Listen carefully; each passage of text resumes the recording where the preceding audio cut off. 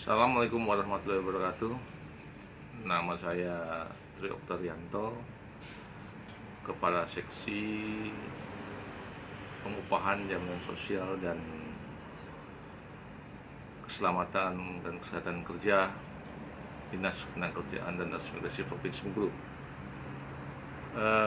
Alhamdulillah saat ini saya selaku peserta dari pendidikan pelatihan Kepemimpinan Pengawas Reguler Angkatan Pertama tahun 2021. Saat ini saya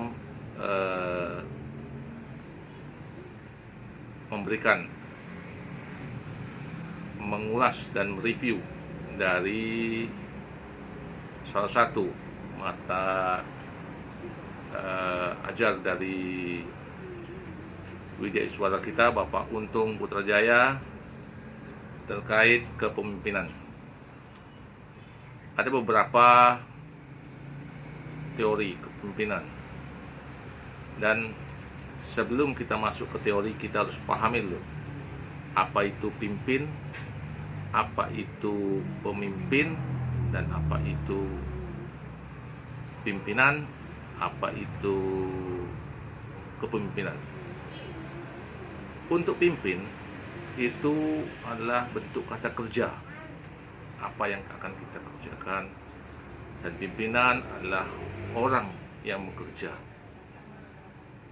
dan kepemimpinan itulah gaya atau karakter atau bentuk manajerial dari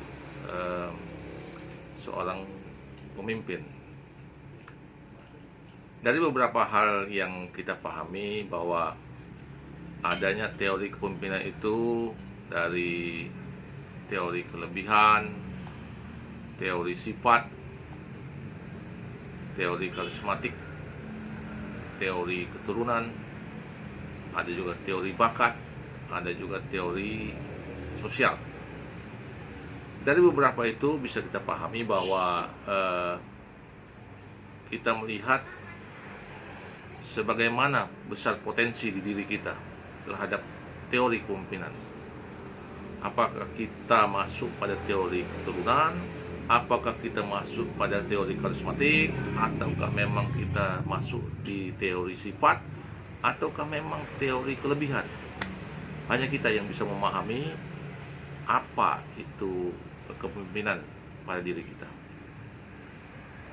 Begitu juga terhadap gaya kepemimpinan. Ada yang gaya kepemimpinan kita gaya kepemimpinan transaksional, yang mana gaya tersebut gaya kesepakatan antara pimpinan dan bawahan atau staf. Ada juga gaya kepemimpinan delegatif.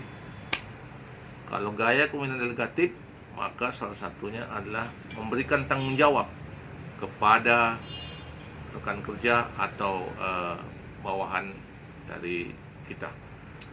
Begitu juga gaya kepemimpinan otokrasi.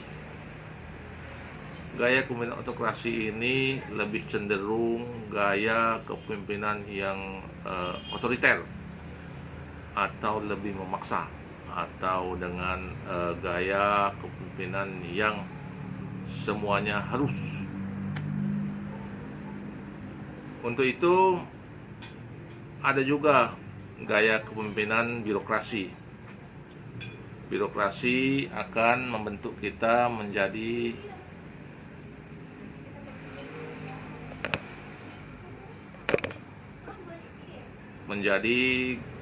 seorang birokrat yang patuh pada atau taat pada norma aturan secara birokrasi yang disebut birokrat.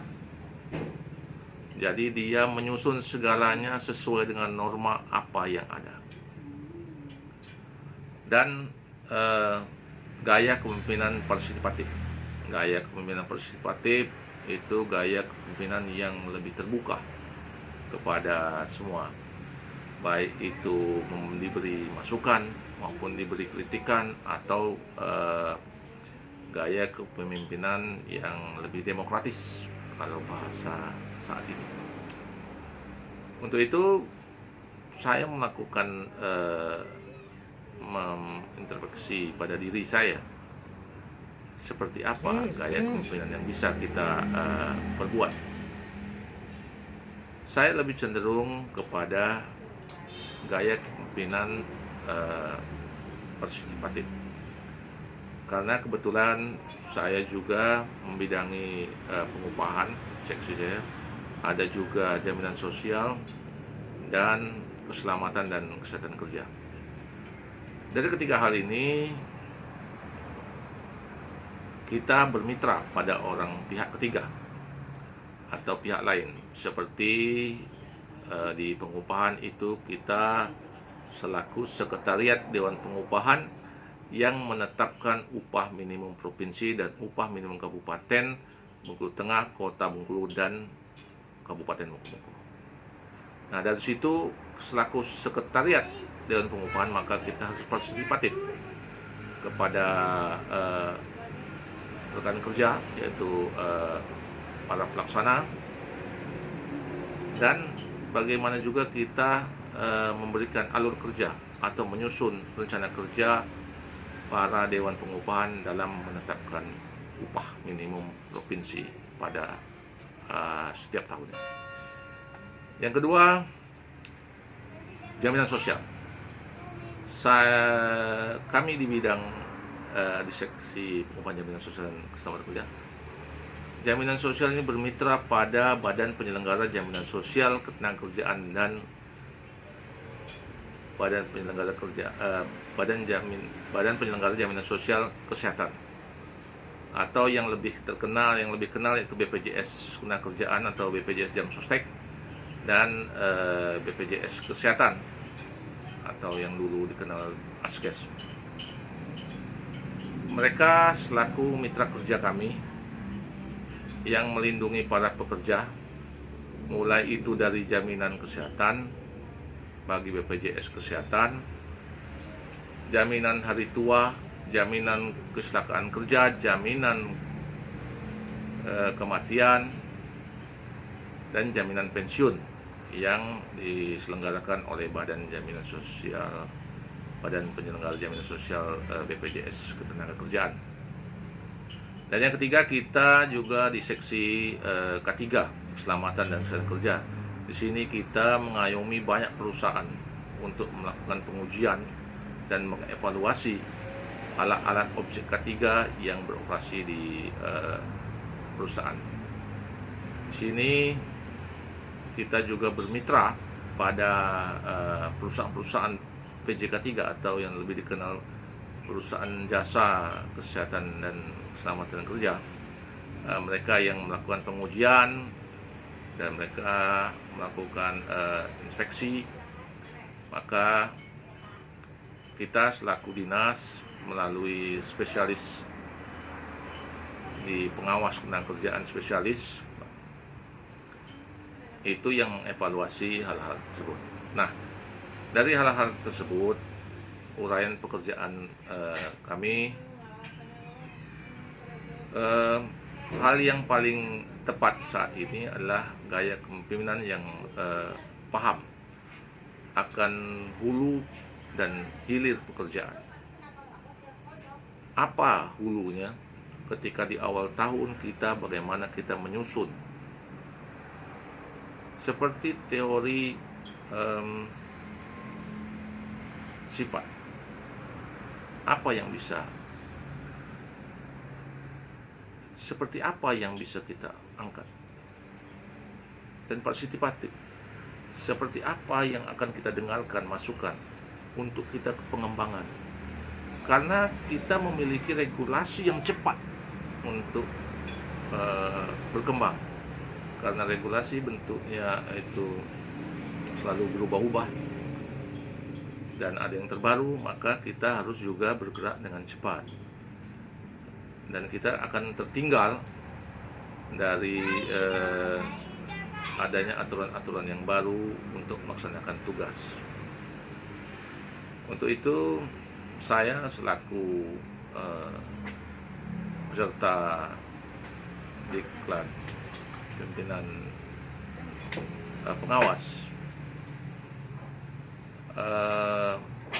merasa bahwa kita harus menjadi pemimpin yang inovatif. Pemimpin itu harus bekerja ikhlas, bekerja cerdas, dan bekerja tuntas. Maka untuk itu kita menjadi sosok yang dapat bermanfaat untuk orang lain. Apa yang bisa kita berikan, apa yang bisa ilmu yang kita kembangkan, kita berikan untuk orang banyak. Karena prinsipnya bahwa saat ini kita bekerja merupakan sebuah amanah yang diberikan aturan perundang-undangan. Untuk itu, terima kasih yang bisa kami sampaikan. Di sini saya sampaikan terima kasih kepada Pak Untung Putrajaya selaku Widya Iswara yang membimbing kami di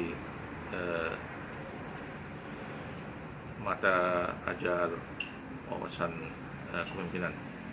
Itu terima kasih. Salam kompak untuk angkatan 1 PKP 2021. Salam kompak.